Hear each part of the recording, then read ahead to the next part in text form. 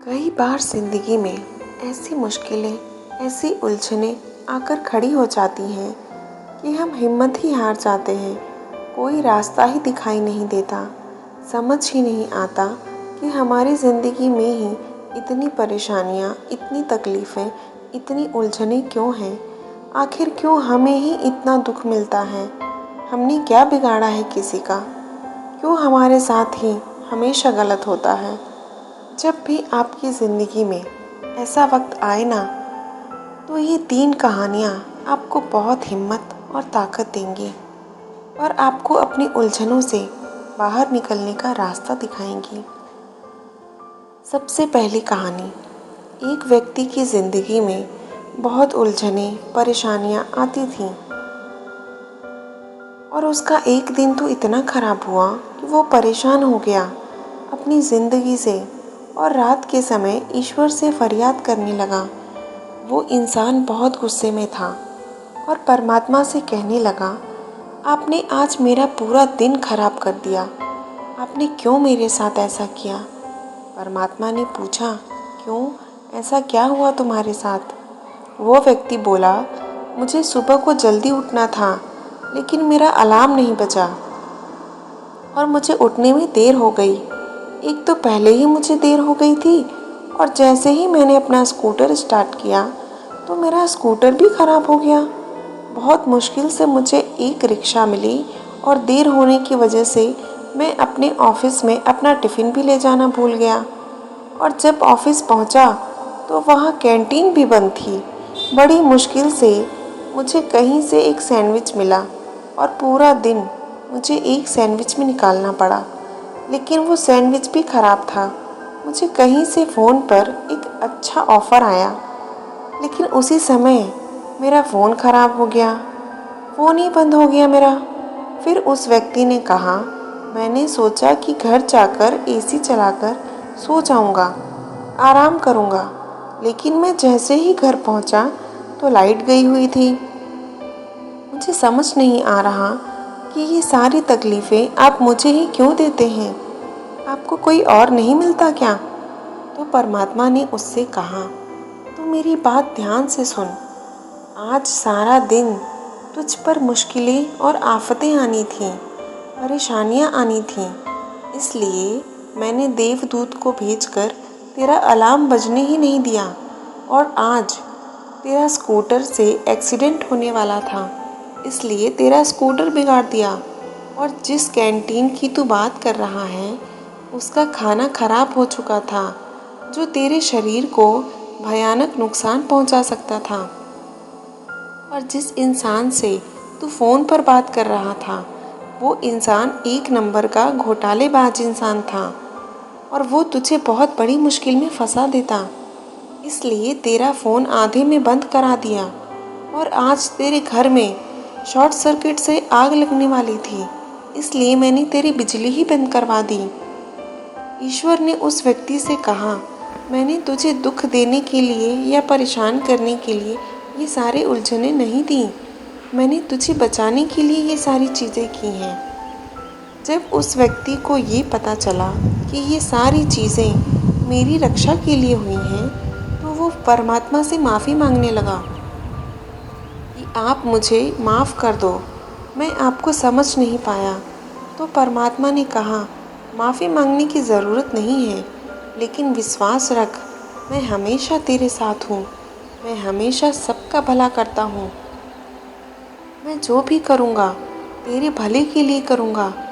कई बार हमारी ज़िंदगी में भी ऐसी मुश्किल घड़ियाँ आ जाती हैं, ऐसे हालात आ जाते हैं जो हमें समझ नहीं आता कि हमारे साथ ऐसा क्यों हो रहा है, लेकिन भविष्य में जाकर हमें ये समझ आता है कि अगर ये बात हमारे साथ नहीं हुई होती तो आज हम बहुत बड़ी मुसीबत में पड़ जाते। तो ये कहानी हमें शिक्षा देती है कि आपकी ज़िंदगी में कितनी ही मुश्किलें क्यों ना आए, कोई उलझन क्यों ना आए, आप मन में ये विश्वास रखना कि इसमें भी आपकी भलाई छुपी है, इसमें भी आपके लिए कुछ अच्छा छिपा है। मुश्किलें आए तो घबराना मत, मन में ये विश्वास रखना कि वो ईश्वर, वो परमात्मा मेरी रक्षा कर रहा है। जितनी कठिन ये रातें होंगी, उतना ही मजबूत आने वाला सवेरा भी होगा।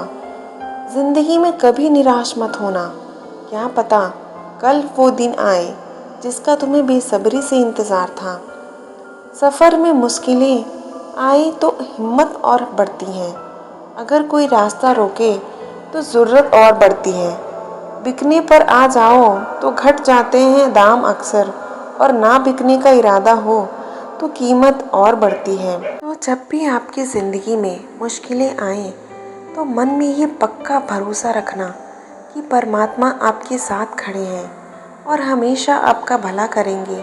और दूसरी कहानी, एक दिन एक राजा ने अपने 3 मंत्रियों को दरबार में बुलाया और तीनों को आदेश दिया कि एक एक थैला लेकर बगीचे में जाएं और वहाँ जो अच्छे से अच्छे फल मिले वो उस थैले में डालकर लेकर आएं।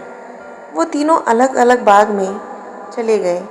पहले मंत्री ने कोशिश की कि राजा के लिए अच्छे से अच्छे फल लेकर जाए जो मीठे भी हों और स्वास्थ्यवर्धक भी हों। उसने बहुत मेहनत करके अच्छे और मीठे फल चुने। दूसरे मंत्री ने सोचा कि राजा कौन सा हर फल को चेक करने वाला है, तो उसने जल्दी जल्दी में कुछ अच्छे फल और कुछ सड़े गले फल उस थैले में डाल दिए। और तीसरे मंत्री ने सोचा कि राजा की नज़र तो सिर्फ भरे हुए थैले पे जाएगी, अंदर क्या है वो चेक करके थोड़ी देखेगा। तो उसने अपना समय बचाने के लिए जल्दी जल्दी उसमें घास और पत्ते भर दिए। दूसरे दिन राजा ने तीनों मंत्रियों को उनके थैलों समेत दरबार में बुलाया, लेकिन उनके थैले खोल कर भी नहीं देखा और आदेश दे दिया कि तीनों को इनके थैलों समेत 2 महीने के लिए जेल में बंद कर दो और खाने के लिए जो कुछ भी इनके थैले में है उसी से ही अपना काम चलाएंगे। उन तीनों मंत्रियों को उनके थैलों समेत एक जेल में बंद कर दिया। अब जेल में खाने पीने के लिए उनके पास कुछ भी नहीं था सिवाय उन फलों के। तो जो वो पहला मंत्री था उसके पास मीठे व स्वास्थ्यवर्धक फल थे और वो मज़े से खाता रहा, और जो दूसरा मंत्री था उसको कुछ फल अच्छे मिले और कुछ सड़े गले। लेकिन जो तीसरा मंत्री, उसके पास खाने के लिए सिर्फ घास फूस और पत्ते थे। 2 महीने की कैद के बाद जो पहला मंत्री था वो बिल्कुल चुस्त तंदुरुस्त था, वो बिल्कुल तंदुरुस्त लगा। लेकिन जो दूसरा मंत्री था वो बहुत बीमार होकर निकला। जो तीसरा मंत्री था वो उन 2 महीनों की कैद में मर गया, क्योंकि उसके पास खाने पीने के लिए सिर्फ पत्ते और घास फूस थी। अब ये कहानी भी हमारी ज़िंदगी से जुड़ी है। ये जो फल है ना, ये हमारे ही किए हुए कर्म हैं। ये जो कैद है, ये जो जेल है, ये हमारा बुरा वक्त है। हम जिंदगी भर जो भी कमाते हैं ना, हमारे बुरे वक्त में हमको उन्हीं कर्मों का फल मिलता है। अगर हमने ज़िंदगी भर बुरे कर्म किए हैं, किसी का भला नहीं किया, सबको दुख पहुंचाया है, तो हमारे भी बुरे वक्त में हमारा कोई साथ नहीं देता, बल्कि लोग तो खुश होते हैं कि अच्छा हुआ इसके साथ ऐसा हुआ, क्योंकि इसके काम ही ऐसे थे, इसके कर्म ही ऐसे थे। लेकिन जो इंसान सबका भला करता है, सबके साथ अच्छा करता है, जब उसके ऊपर मुसीबत आती है तो वो कर्म किसी न किसी इंसान के रूप में उसे ज़रूर वापस मिलता है। तो ये कहानी हमें शिक्षा देती है कि आप हमेशा अच्छे कर्म करते रहो। एक दिन आपको भी आपके किए हुए सारे अच्छे कर्मों का फल अच्छा ही मिलेगा।